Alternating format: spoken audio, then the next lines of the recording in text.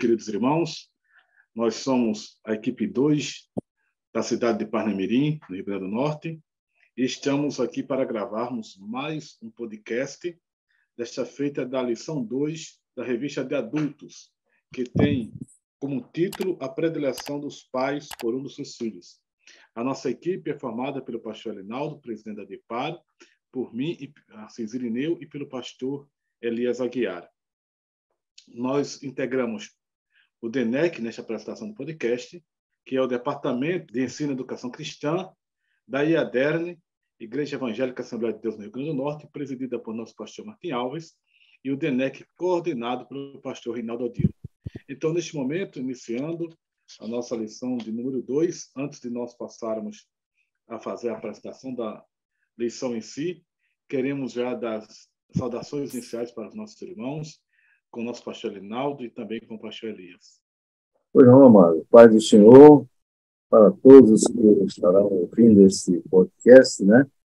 Deus abençoe, que possamos com esta lição entender problemas sérios acerca da família, né?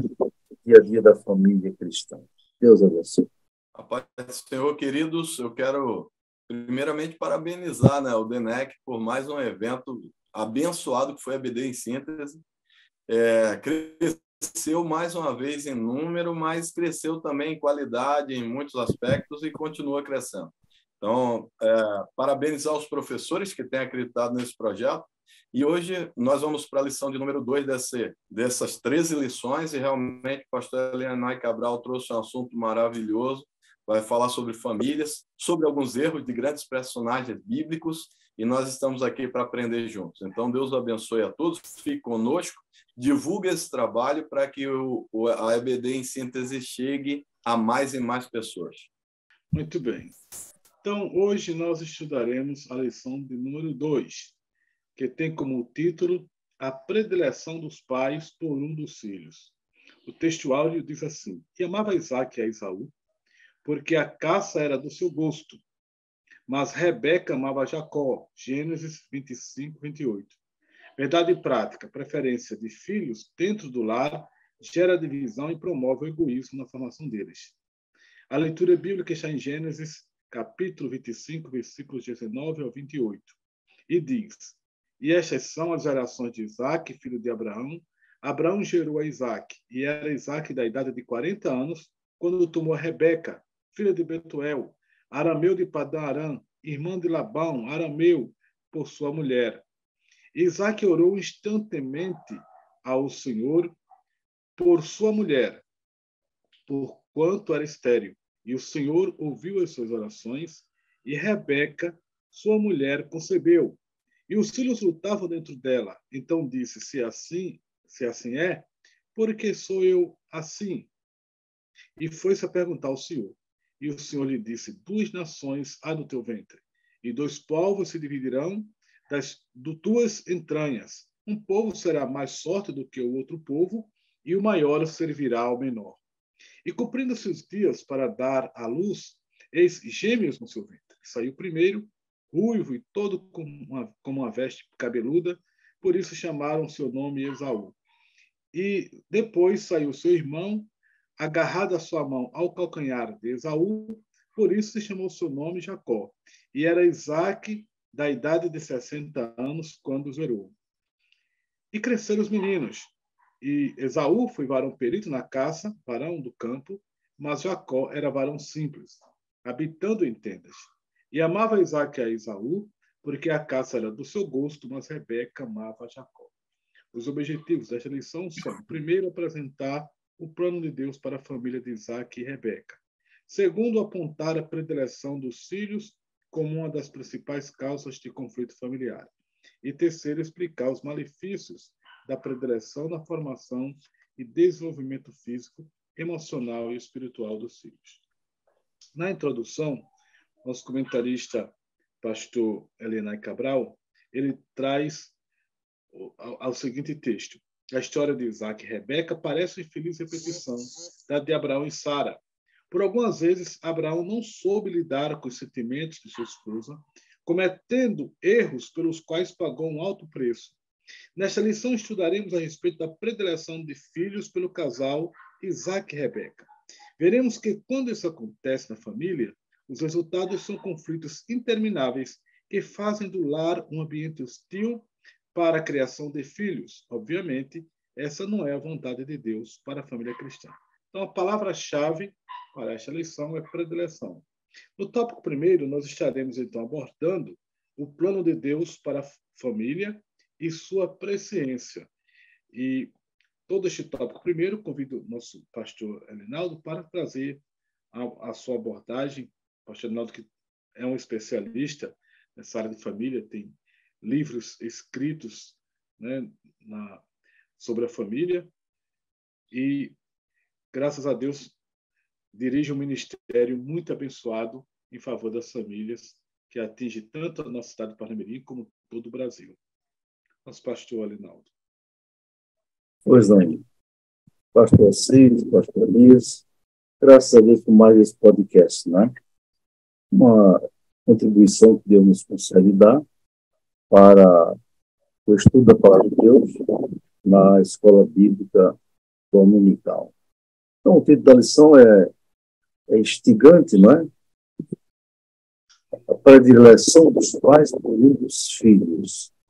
Aliás, essa lição, de um modo geral, no trimestre, trata de assuntos, digamos assim, que não são muito abordados nos estudos sobre família. Eu diria mesmo que é uma lição que trata de problemas diversos que podem ocorrer em qualquer família, não é? E, de modo especial, na família cristã, pois se baseia em histórias reais de personagens da Bíblia. E aqui nesta lição, escrito pelo nosso comentarista, pastor Adonai Cabral, né? Um grande homem de Deus, um grande mestre na doutrina, no ensino da palavra de Deus. Está vendo a introdução? O primeiro tópico da lição é o plano de Deus para a família e sua presciência. Primeiro subtópico, o plano divino para a família de Isaac e Rebeca. Então, o comentarista diz que o plano de Deus para Isaac e Rebeca fazia parte de um plano maior da parte do Senhor, né? Tá certo? Então, ele diz que quando Isaac conheceu Rebeca e tomá-la por esposa, ele não esperava o que ia acontecer. Né? Todo homem, e principalmente a mulher no Antigo Testamento, desejava viver a maternidade, ter filhos. Tanto que uma mulher que não tivesse vários filhos não era considerada uma mulher bendita. De certa forma, era até considerada uma mulher amaldiçoada, não é? Então, Isaac descobriu que sua mulher, Rebeca, era estéril. Era estéril, não podia ter filho, não é? Mas a palavra de Deus diz que ele orou para que Deus curasse a sua esposa, abrisse a madre dela, como diz em Gênesis 25, 21. Mas essa oração só foi respondida 20 anos depois. Veja só, né? 20 anos depois, quando ele tinha 60 anos de idade, porque ele recebeu a notícia de que sua esposa estava grávida. Aqui já vem uma lição que nem sempre Deus responde às orações como nós queremos, no tempo que esperamos. Não. Veja, passou 20 anos para responder uma oração. Como Gênesis 25, 26, tá certo? E aqui conclui o comentário dizendo, portanto, nada pode impedir o plano de Deus, pois ele opera seus desígnios, né? E cumpre no tempo certo dele. Assim, no tempo perfeito de Deus, Rebeca gerou 2 meninos. Quer dizer, ela que era estéril, viu? Normalmente as mulheres, não é? Não é muito comum nascerem gêmeos, mas nascem.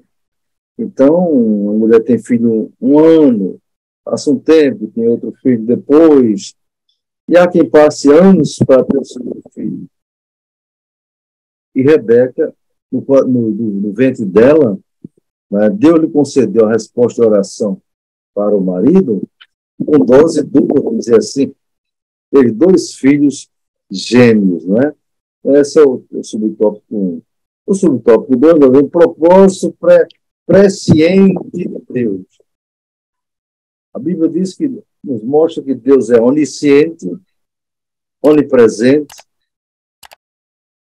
onipotente, na verdade. São atributos, digamos, como diz a teologia, atributos naturais de Deus, e também chamados atributos absolutos, e também chamados intransferíveis. São qualidades de Deus que ele não transfere para ninguém. Não é? Nem Satanás é onipotente. Não é verdade, irmão? Nem o diabo é onipotente. Ele pode ser muito poderoso, mas onipotente só Deus. Só Deus onisciente sabe todas as coisas. Só Deus é onipresente, pode estar em todo lugar, em todos os lugares, ao mesmo tempo. Agora, dentro da sua onisciência, ao lado dela, a Bíblia nos mostra a presciência de Deus, ou seja, quando ele sabe antecipadamente todas as coisas. Ele sabe tudo antecipadamente. É onisciente e onipresente também. Então, ele sabia de antemão o que havia de acontecer com os filhos gêmeos de Isaac e Rebeca. E o comentarista diz que isso independia das circunstâncias que envolvessem essa história. É interessante, não é? Por isso, o Senhor atendeu a oração de Isaac e Rebeca e concebeu 2 filhos gêmeos. Não é verdade? Ele respondeu, passou 20 anos para responder. Mas quando respondeu de maneira dupla, 2 filhos de uma vez só. E a lição diz que, conforme as crianças se desenvolviam, alguns meses depois, no ventre da mãe, né, já lutavam entre si. Já pensou, irmão, conforme Gênesis 25, 22? No caso de 2 gêmeos,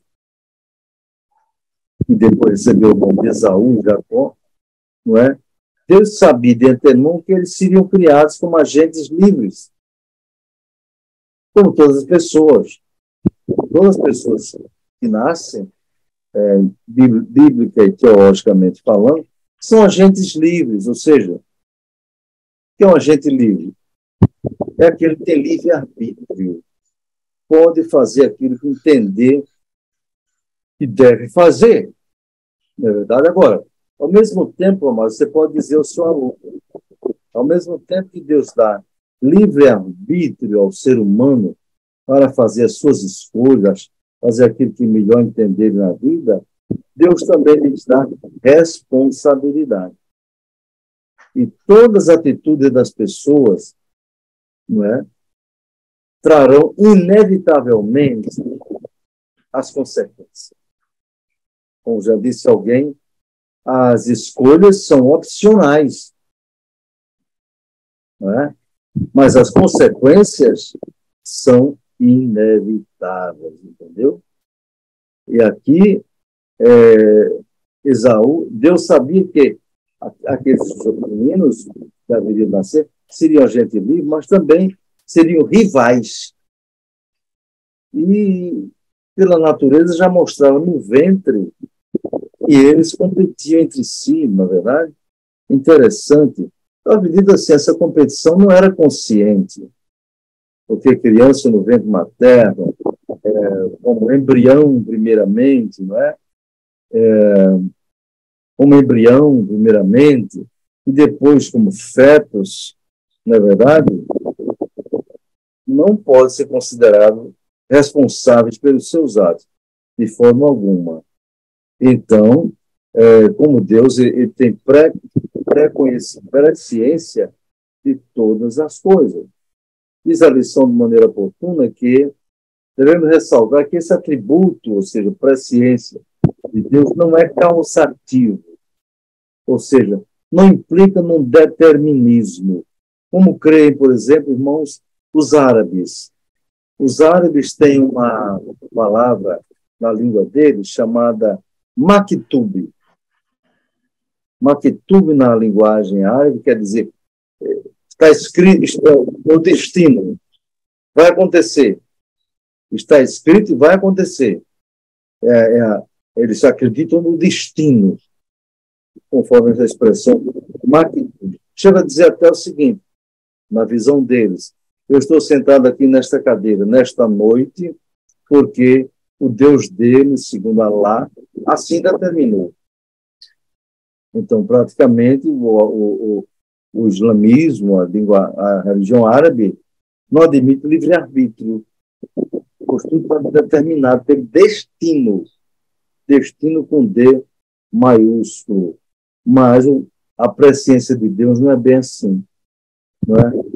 Ele sabe o que vai acontecer, porque vai acontecer, não porque ele determinou. Presciência é isso. Tanto que alguns irmãos, às vezes, me perguntam: pastor, mas se no Apocalipse está dizendo vai acontecer aquelas catástrofes todas, não é a vontade de Deus? É preciso entender isso. Aquilo que está previsto no Apocalipse, tem coisas que são determinadas por Deus, mas tem coisas que são registradas ali, não porque Deus previu. Agora, Deus previu que vai, porque elas vão acontecer. Vão acontecer porque os homens, como a gente, livres, Deus sabe que eles vão fazer isso ou aquilo, ou deixar de fazer isso ou aquilo, entendeu? Então, ele previu porque vai acontecer. E não vai acontecer porque ele previu. Espero que tenha ficado claro a minha observação teológica, né? As coisas são previstas por Deus nem sempre porque vai acontecer. Mas vão acontecer, desculpa, porque ele previu. Mas ele previu que na sua presciência ele já sabia. Agora, há coisas que são objeto da onipotência de Deus. Isaías 43:13 mostra isso. Quando o Senhor Deus diz: antes que houvesse dia, eu sou. Não é? E ninguém pode escapar da minha mão. Aí vem a questão última. Operando eu, quem impedirá? Veja bem, operando eu, quem impedirá? É preciso lembrar, eu já falei disso nesses podcasts, Deus manifesta a sua vontade de duas formas. Vontade permissiva e vontade diretiva, não é? Pela vontade, Deus trata com a maioria das pessoas, irmão, de acordo com a vontade permissiva. Por que os governos ímpios, esquerdistas, materialistas fazem tantas coisas ruins, até perseguindo a igreja de Deus? É a vontade de Deus isso? Não, mas ele permite. Porque uma criança é estuprada, é a vontade diretiva de Deus? Não, mas ele permite. Porque há tantos crimes, tanta gente ruim, não é? Que alguém até diz assim: gente ruim não morre. Morre também. Não confunda a vontade diretiva de Deus com sua vontade permissiva. Também não confunda que a presciência de Deus é predeterminante, de forma alguma. E aí, concluindo essa parte, diz assim: devemos ressaltar que esse atributo não é causativo, isto é, não implica determinismo na vida do ser humano. Contudo, o Senhor tem um propósito para a vida de cada pessoa. Muitas vezes não o compreendemos, mas sabemos que a vontade dele é perfeita. Eu aqui discordaria um pouco do mestre Elianai, porque ele diz que Deus tem um propósito para a vida de cada pessoa. Mas que tipo de pessoa? Para cada pessoa não crente, Deus tem um propósito? Creio que não. Deus tem um plano para a vida das pessoas. O plano, por exemplo, o plano da salvação, não é? Ele não tem filhos privilegiados. É para todas as pessoas. Discordamos do teólogo Calvino quando diz que Deus faz com que a minoria privilegiada nasce desde o ventre da mãe para ser salvo. Queira ou não. Não é? É um decreto de Deus. Enquanto que a maioria já nasce condenada, também por decreto de Deus. A meu ver, essa é a pior representação de Deus que alguém pode ter, é um Deus discriminatório, não é? Que de pessoas privilegiadas. Não. Vários versículos da Bíblia desmentem isso. João 3,16. Porque Deus amou os eleitos de tal maneira. Não. Deus amou o mundo, a humanidade de tal maneira. Jesus não soube sequer usar. Não usou nem, não encontrou palavras no grego, koiné, no qual foi escrito o Novo Testamento, o Evangelho, na verdade, de tal maneira que deu o seu Filho unigênito, para que toda crente, qualquer um, gente, todo aquele que nele crê, não pereça, mas tenha a vida eterna. Assim, não compreendemos o seguinte. Agora, para aqueles que são servos dele, entender assim, aqueles que aceitaram Jesus Cristo como seu Salvador, entregaram a sua vida ao Senhor, de acordo com o Salmo 37, entrega o teu caminho ao Senhor, confia nele, ele tudo fará, né? Descansa no Senhor, espera nele. Aí sim, eu escreveria da seguinte forma: Deus tem um propósito para a vida de cada pessoa que aceita seu Filho como seu Salvador. E o propósito é algo definido, não é verdade? Então, muitas vezes não compreendemos a vontade de Deus, e ela é perfeita, conforme está em Romanos 12, 1 e 2, né? E diz assim: não vos conformeis com esse mundo, diz a palavra de Deus, não é? Mas apresentei os vossos corpos em sacrifício vivo, santo e agradável a Deus. Este é o vosso culto racional, não é verdade? E diz também a palavra, vamos ler aqui para evitar dizer uma coisa que não seja certa. Né? Diz assim a palavra de Deus em Romanos, capítulo 12, o comentarista citou. Abra sua Bíblia aí, você que vai ouvir esse podcast, para conferir, não é? Romanos, capítulo 12. Diz aqui a palavra do Senhor. Rogo-vos, pois, irmãos. Eu estava lendo o versículo 2 primeiro. Rogo-vos, pois, irmãos, pois, pela compaixão de Deus, que apresenteis os vossos corpos em sacrifício vivo, santo e agradável a Deus, que é o vosso culto racional. E não vos conformeis com este mundo, mas transformai-vos. Veja, o governo está no tempo reflexivo, não é? É a pessoa que tem que agir, mas transformai pela renovação do vosso entendimento, para que experimenteis qual seja a boa, agradável e perfeita vontade de Deus. Deus abençoe. Esse é o primeiro tópico que foi nos entregue para comentar. Muito bem, nós vimos aí, no seu comentário, resumindo, a sinopse do tópico primeiro, que os desígnios de Deus se cumprem no tempo certo, né? Deus tinha um plano para a família de Isaac, na sua presciência ele previu o nascimento dos gêmeos e tinha um projeto para eles. Era uma família que vinha de Abraão, já tinha uma aliança de Deus com Abraão, né? Tinha esse projeto para aquela família que abrangia todos nós, inclusive. E como a gente vai ver agora no capítulo 2, aliás, no tópico 2, o conflito familiar.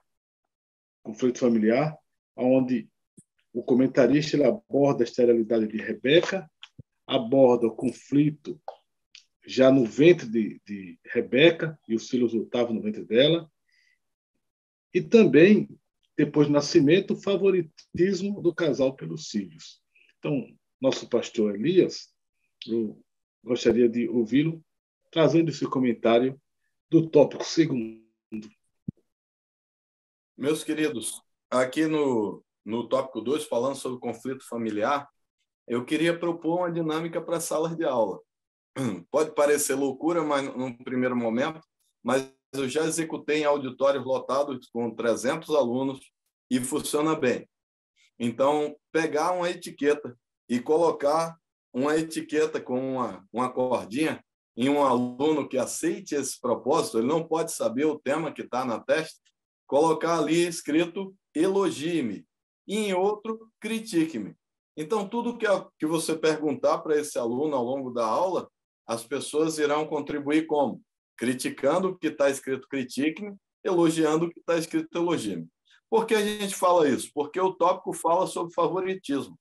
E uma das coisas que acontece bastante quando a gente fala de favoritismo, é preciso entender essa dinâmica, é que, às vezes, a pessoa que tem predileção por outra, ela tende a ser leniente, até mesmo com erros. A gente vai ver que Rebeca, ela acabou sendo leniente, até orquestrando junto com Jacó algumas situações que eram erradas. Então, isso acabou trazendo prejuízo.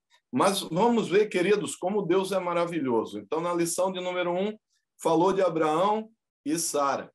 Então, quando fala de Abraão e Sara, vai ver que Sara era estéril. E isso não impediu o projeto de Deus. Ela teve Isaac. Então, por volta ali dos 90 anos de idade, Abraão, por volta de 100, ele sai da sua terra com 75 anos de idade. Se a gente for ver aqui em Gênesis, capítulo de número 12, versículo de número 4, vai dizer que ele tinha 75 anos de idade quando sai de Harã. E esperando nesse tempo, até o pastor Elianai Cabral fez questão de destacar o jeitinho que a gente vai ver no segundo subtópico. Mas não vamos pular etapas, vai falar da esterilidade. Na antiguidade, a esterilidade é importante o professor destacar, que era vista como algo maldito, ou seja, a mulher era tida como amaldiçoada. Imagine alguém que era isolado socialmente por isso. Além disso, o seu marido poderia deixá-la. Então, ele poderia repudiar a sua mulher, ter esse direito, quando ela tinha essa condição. Então, mas mesmo assim, a gente vê que Isaac, ele ora por sua esposa Rebeca, que também era estéril, assim como Sara era estéril, Rebeca também era estéril, e quando a gente vai depois para Jacó, a gente vai ver também que Raquel era estéril. Então, são 3 casos de esterilidade que não impediu o agir e o trabalhar de Deus de forma alguma. Então, queridos, quando a gente olha nesse contexto, a gente vê um aspecto positivo, que Isaac não repudiou a sua esposa Rebeca, mas ele ora por ela. O pastor Elinaldo já destacou aqui, foi em torno de 20 anos desde o pedido até que Deus realizou. Passou pela prova do tempo. E isso é algo tremendo. Parece fácil de passar, mas eu também passei 14 anos orando por um propósito como esse, e realmente é um período que você tem altos e baixos, mas tem que esperar no Senhor e aguardar que o Senhor é poderoso para fazer. E aí, queridos, ele ora, Deus concede, e aí nós vemos, no segundo momento, que também foi apresentado aqui pelo nosso pastor Elinaldo, a questão de que havia no ventre não um filho, mas 2 filhos. Aí vem Jacó e Esaú. E aí, desde o ventre, eles já estavam ali contendendo, havia aquele conflito que o pastor Elianai Cabral, quando fala na EBD em síntese, ele fala que eles vão continuar isso por muito mais tempo, vão crescer até um certo tempo juntos, mas logo depois eles vão se separar, e ele apresenta aí um conflito de nações. E aí, queridos, falando sobre isso aqui no subtópico número 2, vai dizer que os filhos lutavam desde o ventre dela, como está em Gênesis 25, 22. Então, naquele tempo, naquele ponto de vista social, a geração dos filhos herdeiros era importante para as famílias, ao ponto que nós vemos. É preciso explicar isso para os alunos. A decisão de Sara de dar Agar para Abraão era justamente para tentar suscitar filhos, ou seja, mudar aquela condição. Imagine como era difícil para a mulher daquela época passar por isso. Queridos, é interessante que aqui o comentarista destaca, ele falando sobre esse caso, ele fala, entretanto, uma vez grávida, para a felicidade do casal, Rebeca começou a afligir-se por causa de um movimento excessivo. Imagine aí o ventre se mexendo excessivamente, e aí, naquele movimento excessivo dentro do seu ventre, a esposa de Isaac ora a respeito da questão e ouviu de Deus que havia 2 povos dentro do seu ventre. Olha aí o primeiro ultrassom que a gente vê aí na história da Bíblia, aí, é Deus revelando que haviam 2 bebês ali no seu ventre, e que o menor dominaria sobre o maior. Isso aí é uma questão interessante, que na Bíblia Sagrada, em várias ocasiões, o menor é escolhido para dominar sobre o maior, e podemos ver vários casos citados aí na Bíblia Sagrada. Não vou me ater muito a esse aspecto, mas os professores, ao apresentar em sala, fale sobre predileção. Coloque essa parte de predileção não só na questão da geração de filhos. Eu não seria a pessoa mais indicada para falar sobre predileção de filhos, porque eu tenho só uma filha. Mas, trazendo isso para todas as outras áreas, imagine quando você tem predileção sobre um obreiro sobre os outros, quando você tem predileção sobre um funcionário sobre os outros. Uma coisa é clara, ou você tende a motivar demais aquele que tem a predileção, ou você tende a fazer com que os outros se questionem sobre o propósito, quando eles veem que, independente da condição, o outro sempre será preferido para as coisas que são boas naquela instituição. Então, esse é o perigo. Queridos, e quando fala aqui no número 3 do favoritismo pelos filhos, diz que, em termos de personalidade, de temperamento, eles cresceram como pessoas diferentes. Então, aí nós vemos essa característica entre eles. Mesmo crescendo sobre o mesmo lugar, nós vamos estudar mais para frente a história de Samuel. Ele, por mais que estivesse em um ambiente em que muitas pessoas estavam fazendo coisas que desagradavam a Deus, ele mantinha a sua integridade. Então, o ambiente não era capaz de transformá-lo ao ponto de fazer coisas que desagradassem a Deus, mas ele mantinha a sua integridade. E aqui, quando fala sobre o favoritismo, ele mostra aí que em Gênesis 25 ao 28, Deus revela a Rebeca as diferenças entre os gêmeos. O menor Jacó teria descendência, aí ele fala descendência forte, e o maior, o mais velho, e por isso o primogênito Esaú. Então, aí falando sobre isso, queridos, a gente vê que Deus escolheu o menor. Eu acho interessante que um pastor no Rio Grande do Sul, pregando sobre os patriarcas, ele fala assim: é fácil ser Deus de Abraão, porque era alguém que ouvia a voz do Senhor e era capaz de sair sobre a direção de Deus para um lugar que ele ainda nem sabia onde seria o final. É fácil ser Deus de Isaac pela resiliência. Ele cavava os poços do seu pai, vinha lá os inimigos, enterravam. Mas ser Deus de Jacó, aí é que vem o desafio, né? Então, ser Deus de Jacó significa precisar mudar e conter uma personalidade difícil. Então, é interessante para ser abordado na sala de aula. O pastor, quando pregava lá no Rio Grande do Sul e falava sobre isso, me chamou muita atenção, porque lá fala Deus de Abraão, Deus de Isaac, Deus de Jacó. Olha o cuidado de Deus e a maneira como Deus olha. E aí fala que Esaú acaba por servir ao menor, e no capítulo 27, já idoso e cego, Isaac achava que logo morreria, por isso preocupava-se em abençoar quem? O seu filho predileto, Esaú. E por causa disso, queridos, nós vemos aí a bênção patriarcal, o direito da primogenitura. Então, alicerçado nos padrões legais do direito daquele tempo, dedicava-se a Esaú. E, por sua vez, a sua mãe, Rebeca, amava o seu filho Jacó. Aí a gente já vê um casal com propósitos divididos. Aí o pastor Linaldo, que é voltado para essa área de famílias, seria uma autoridade até para comentar um pouco mais sobre isso, mas imagine, queridos, que não havia unidade de propósito na casa. E, por vezes, havia até conspirações.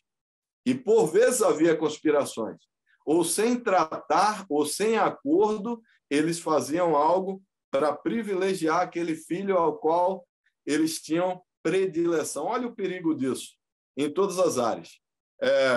Deus, ele nos trata com isonomia. Então, ele trata todos... É um princípio da justiça. É por isso que até a estátua da justiça ela é com a venda nos olhos, né? Para tratar todo mundo com igualdade. Então, imagine aí quando você tem predileção por alguém. Eu achei interessante que aqui no auxílio ao professor falado aqui a respeito de maridos e esposas. E eu achei interessante que fala sobre que eles devem amar-se mutuamente. E esse amor deve aparecer para os filhos. Então, imagine que no caso aí de Rebeca e Isaac, em algumas situações, apareceu uma certa conspiração.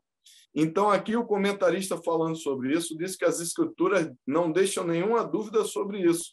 Os filhos devem saber instintivamente que é verdade. Então, eles observando os pais num ambiente equilibrado de amor, de cooperação, de apoio mútuo, e isso aí, no caso do patriarca Isaac, nós vemos que deixou a desejar, pelo menos no acordo. Existe uma lição do MMI, eu fiz o curso de Casados para Sempre, e uma das lições é o acordo.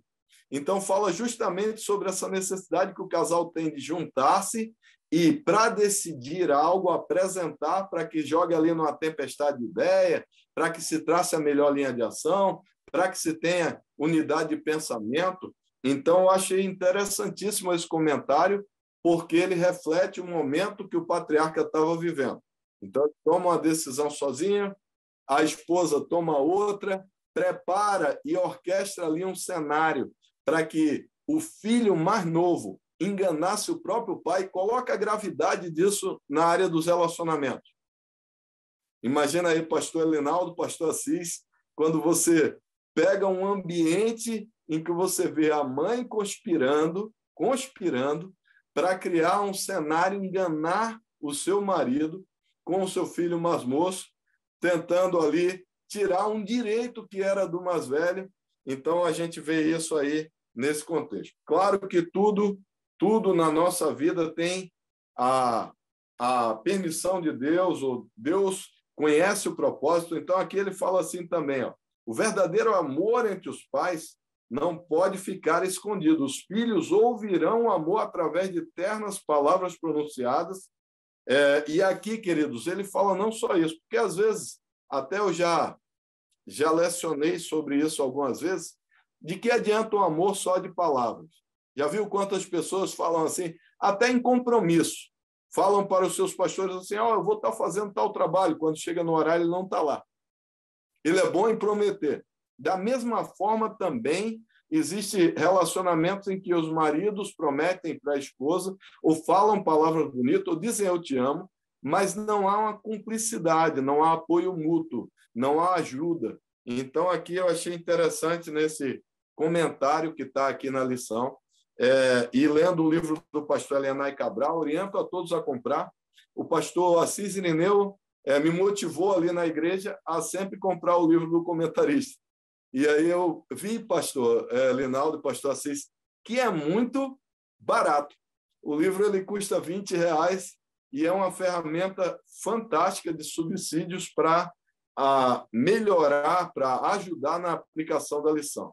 Então, sempre agora eu vou ter esse hábito, já vinha fazendo já algumas e vou continuar fazendo de comprar esse livro e aconselho aos professores, o trimestre está só começando, a comprar o livro do comentarista para que possa somar a sua lição. Se puder, faça uma dinâmica, botando um aluno seu para ser elogiado e um para ser criticado, para você ver como as pessoas reagem a isso e como, no final, eles só podem descobrir no final que a etiqueta na testa dele está escrito elogie-me ou critique-me. Acredito que vai ser um exemplo muito bom para entender um pouco como funciona a predileção em vários ambientes. Nós vimos aí o comentário em que o senhor, pastor Elias, abordou esse fato da predileção dos filhos, que é uma das coisas que causam conflitos na família, conforme resumo a sinopse aqui do tópico 2. E o tópico 3 traz o problema da predileção por filhos na família. Então, no subtópico 1, o comentarista traz sobre a predileção a respeito de Esaú. Esaú era o filho predileto de Isaac. Ele diz que Isaac demonstrou fraqueza ao receber o agrado de Esaú, que lhe trazia a carne de caça do campo, ignorando dessa forma a profecia divina de Gênesis 25:23. O que dizia Gênesis 25:23? Que o maior serviria ao menor. Ou seja, no projeto de Deus, a escolha divina já tinha sido feita. Os dois eram importantes, mas para Deus, a aliança que Deus tinha feito com Abraão, que tinha repetido com Isaac, seria feita com Jacó. Ele já tinha revelado isso para Rebeca. Certamente Isaac tinha conhecimento, mas ele foi fraco, ignorando totalmente a revelação de Deus dada à sua esposa, o projeto que Deus tinha tido, que tinha mostrado. E aí ele conclui aqui esse parágrafo dizendo que Isaac não percebeu que havia algo superior em relação aos dois filhos e que o Senhor agiria para que nenhum dos dois filhos se sentissem prejudicados. Abraão, por exemplo, teve vários filhos. O primeiro filho de Abraão não foi Isaac, foi Ismael. E Isaac foi o segundo filho. Mas a promessa de Deus era com Isaac através de Sara. E Isaac foi escolhido. Depois Abraão teve uma mulher chamada Quetura e teve mais 6 filhos. Abraão despediu todos os 6. Ismael se tornou amigo de Isaac. Não houve nenhum conflito entre irmãos, porque Abraão seguiu o plano de Deus com relação aos seus filhos. Mas Isaac aqui teve predileção por Esaú. Mesmo Deus tendo revelado o plano que tinha com Jacó. E aí Rebeca, que sabia do plano de Deus, ela tinha predileção por Jacó. Ele era o filho predileto de Rebeca. E por ser assim, ela passou por cima da autoridade do marido e sabia que era a vontade de Deus, mas ela interferiu nos acontecimentos, né? Arquitetando um plano para que Isaac abençoasse Jacó e pudesse ter a bênção da primogenitura. Ou seja, ela usou uma trapaça para que o plano de Deus se concretizasse, como se Deus precisasse de ajuda humana para realizar seu plano. Mas, no aspecto humano, na fragilidade dela, ela agiu assim. Foi uma falha dela, foi falha de Isaac, todos os dois falharam na questão dos filhos. Então, concluindo aqui este tópico terceiro, a gente tem o problema da predileção pelos seus filhos. Eu quero deixar esse comentário com o pastor Rinaldo, encerrando a lição de número 3, e depois do encerramento, fazendo a conclusão final já destes comentários de hoje. Veja bem, no tópico 3, pastor Assis já falou sobre o subitem 1, não é? E o 2 também? 2 também. Mas aqui é interessante que quero ressaltar o papel da mãe, né? Uma serva de Deus precisa ser, ao lado do seu marido, uma sacerdotisa do lar, não é verdade? Os pais devem ser os primeiros pastores dos filhos, se tratando de pais crentes em Deus, pais cristãos, não é verdade? E aí nós vemos, então, a questão da predileção. Esaú é o filho predileto do pai, e Jacó foi o filho predileto da mãe. Queria dar uma palavra o seguinte, que às vezes é inevitável, digamos, em uma família tem 5 filhos, e o pai se identifica mais com um deles, por alguma razão, ou com uma filha, da mãe com a filha, etc. Agora, isso pode haver, mas não pode ser demonstrado. O problema é demonstrar perante os outros que tem essa afinidade maior. Se houver isso, vai dar problema sério, como aconteceu com os filhos de Isaac, né? E eu peço a você que veja na sua Bíblia um detalhe. Em Gênesis capítulo 26, né? A minha Bíblia aqui está bem marcado isso, desculpe, Gênesis capítulo 27. Abra sua Bíblia em Gênesis capítulo 27. Veja que quando a mãe diz para o filho aquele plano carnal, humano, não é? O rapaz diz assim, versículo 11, eis que Esaú, meu irmão, é varão cabeludo, e o varão, porventura me apalpará meu pai, e serei aos seus olhos enganador. Assim trarei eu sobre mim maldição e não bênção. O desejo da mãe é que o pai desse a bênção a Jacó, não é verdade? Desse a bênção a ele. Então, o próprio rapaz estranha aquela artimanha, mas a mãe o que faz? Olha, é um exemplo mal de uma mãe. O versículo 13, meu filho, sobre mim seja a tua maldição. Já pensou? Somente obedece a minha voz e vai e traze-nos. Ela usou autoridade materna, na verdade, e induziu o filho a pecar, a errar, na verdade, e fez ela, então, o filho fez a caça, a mãe fez um guisado gostoso, depois pegou os vestidos de gala de Esaú, não é? E vestiu Jacó. Veja que arrumação terrível, meus irmãos. E pegou pele dos cabritos e cobriu as mãos e a lisura do pescoço de Jacó, tá vendo? Quer dizer, foi terrível isso. Uma mãe cristã nunca deve induzir os filhos a pecar. E jamais contribuir para essa maneira tremenda. Agora, veja que Jacó parece que não tinha assim, uma personalidade muito forte. Quando ele foi levar o guisado ao pai, não é? Quando ele foi levar o guisado ao pai, ele mentiu 2 vezes, 3 vezes, enganou o pai uma vez. Coisa terrível, né, meus irmãos? Quero ressaltar esse aspecto aqui da predileção, que foi feita, a mãe usou de má fé, digamos assim, não é? Ela usou de má fé. Olha só o que aconteceu. Quando ele foi levar o guisado gostoso que a mãe preparou para o pai, no versículo 18, não é? E o pai, ele disse, meu pai, eis-me aqui. Ele perguntou, quem és tu, meu filho? Já pensou? Jacó disse, eu sou Esaú, teu primogênito. Tenho feito como disseste. Veja só, irmão, a mentira dupla. Disse que era Esaú e disse, tenho feito como disseste. 2 mentiras. Na verdade, mentiu 4 vezes. Não é verdade? Levante agora. Aí o pai disse assim,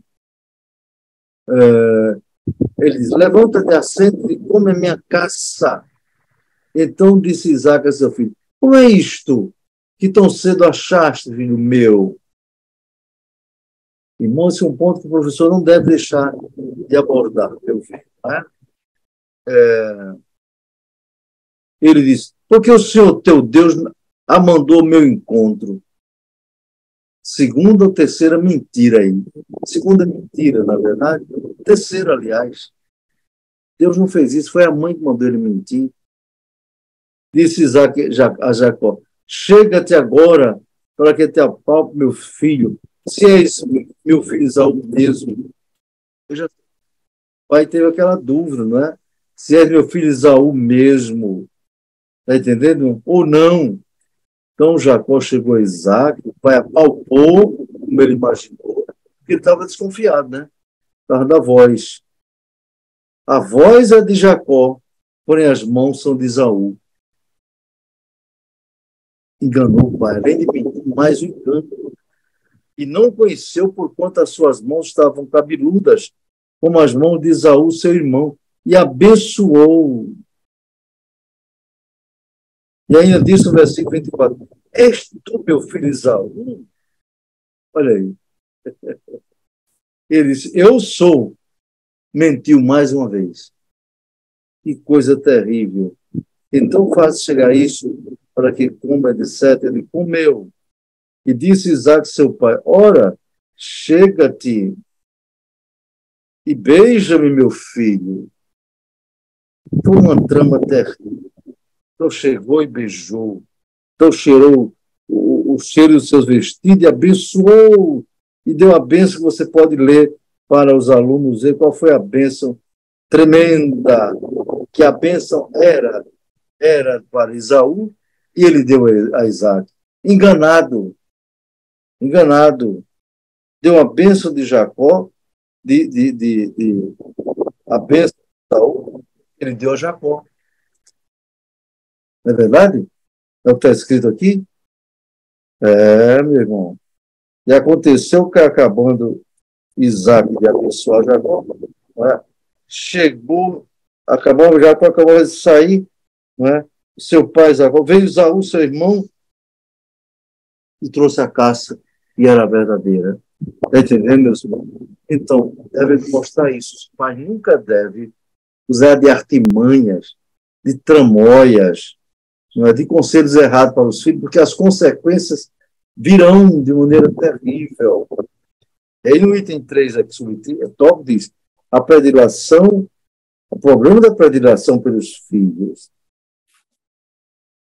além do conhecimento que os pais tinham do conflito entre os dois filhos, desde o ventre, faltou a Isaac, como líder da família, a habilidade e a sabedoria para contornar o embate existente. Por outro lado, Rebeca não avaliou os danos morais e espirituais dos seus filhos. Ontem eu dizia ao irmão que estava ao meu lado, foi ver você, não foi, pastor Assis? O diabo sabe usar. O que é que ele não usou lá no Éden? Adão foi falar com a mulher, com Eva. Porque o diabo, ele era um querubim ungido, não é? Na escala angelical, havia anjos, arcanjos, querubins, não é verdade? E serafins. Então, como querubim ungido, ele tinha uma capacidade tremenda, né? Psicológica, espiritual, né? Mas usou para o mal. E agora Satanás tenta, não propriamente, ele não tenta diretamente Jacó. Tenta sua mãe. Induz a mãe, que tinha certamente aquela autoridade sobre o filho, na verdade, e induziu a pecar. Então, o presente relato bíblico nos ensina que é uma tragédia moral, quando os pais preferem, demonstram essa preferência para qualquer dos filhos, né? Pois eles são a herança do Senhor. Ambos eram a herança do Senhor. Só que Deus tinha, como foi dito, pastor, um propósito especial na vida de Jacó. Ele tinha. E Deus concedeu esse privilégio para os pais sejam uma bênção para a vida de seus filhos. Portanto, quando os pais não fazem a predileção pelos filhos, eles evitam um futuro de traumas e problemas. Os pais têm responsabilidade, desenvolvimento saudável, equilibrado, do ponto de vista físico, emocional e espiritual. Efésios 6 e 4, na verdade, vale a pena ler Efésios 6 e 4. Você pede a um aluno para ler o professor, não é?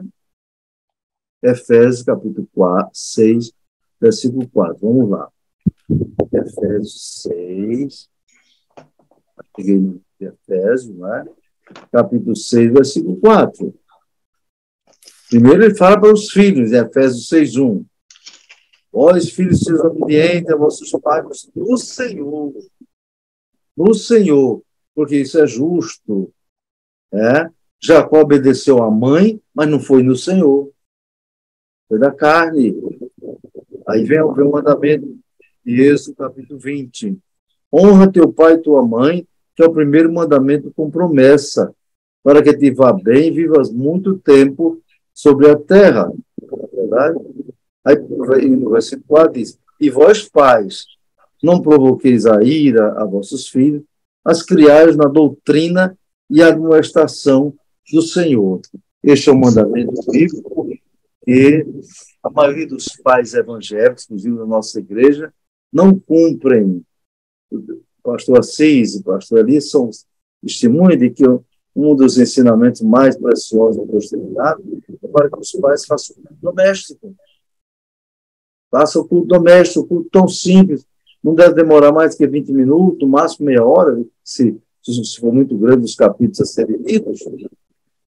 Então, os pais cristãos pecam por não cumprir esse mandamento de Deus, do culto doméstico.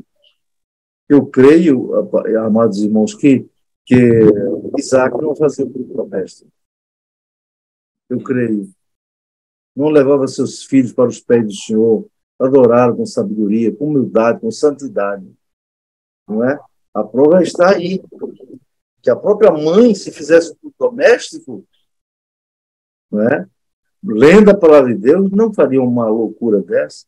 E se os filhos ouvissem diariamente a leitura da Bíblia, da Palavra de Deus, da Torá, do Antigo Testamento, lembrariam disso, na verdade, mas não.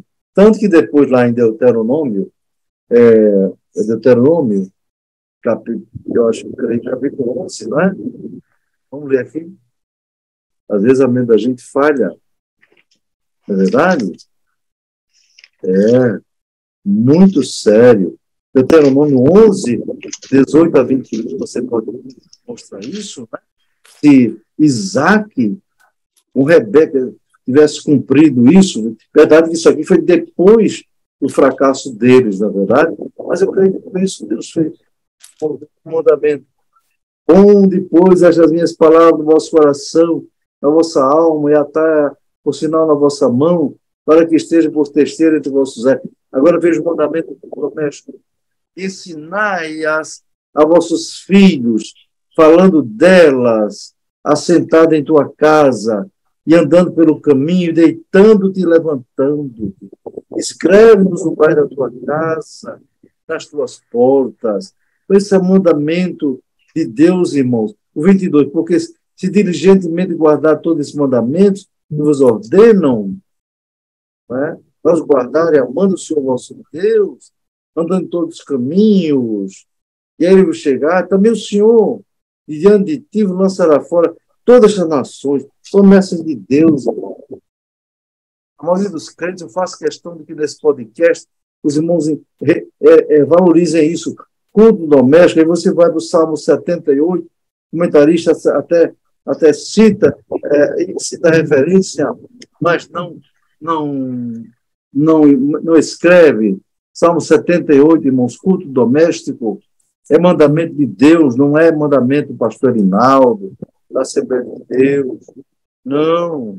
Salmo 78, irmão, diz assim, ó: escutai minha lei, povo meu, inclinai vosso ouvido a palavra da minha boca, abrirei a minha boca numa parábola, procurei língua da antiguidade. Aí veja, os quais temos ouvido e sabido, e nossos pais nos têm contado. Não os encobriremos, aqui a Bíblia, aos seus filhos, mostrando a geração futura do louvor do Senhor, assim como a sua força, as maravilhas que fez. Está vendo? Os pais não devem cobrir aos filhos. E o 5, porque ele estabeleceu um testemunho em Jacó. Olha aí, em Jacó. Está vendo? E pôs uma lei em Israel, ordenou aos nossos pais que fizesse conhecer a seus filhos, para que a geração vindoura soubesse, e os filhos que nascessem, levantassem, contassem seus filhos. Para quê?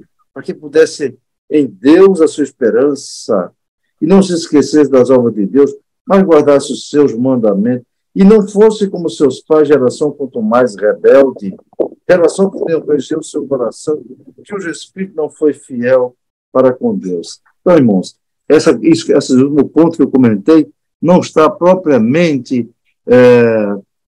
no texto da lição, mas eu achei oportuno lembrar aos amados irmãos esta verdade, este mandamento de Deus para o culto doméstico.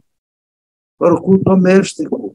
Porque se Isaac fizesse culto doméstico com sua família, certamente Rebeca não cometeria tão grave pecado de induzir seus filhos a mentir, a enganar o seu velho pai, que já não via direito, já tinha perdido a visão. Porque Deus ajuda que nessa lição, além de evitar a demonstrar predileção por alguns dos filhos, certo? Os pais devem fazer o culto doméstico, porque no culto doméstico a palavra de Deus é lida todo dia e pode evitar muita coisa ruim. Bom, está na Bíblia o recado até em excesso, né? Oremos, irmãos, Deus abençoe que essas reflexões feitas pelo pastor Elias, pelo pastor Assis e por mim, os irmãos considerem, anotem, e não só tramitam para a classe, mas para toda a igreja, tá bom? Na escola dominical. Oremos, querido Deus, nosso Pai, agradecemos a Ti por essa bênção o privilégio de ter em mãos uma lição tão rica que tu deste comentário ao nosso querido pastor Elinai Cabral.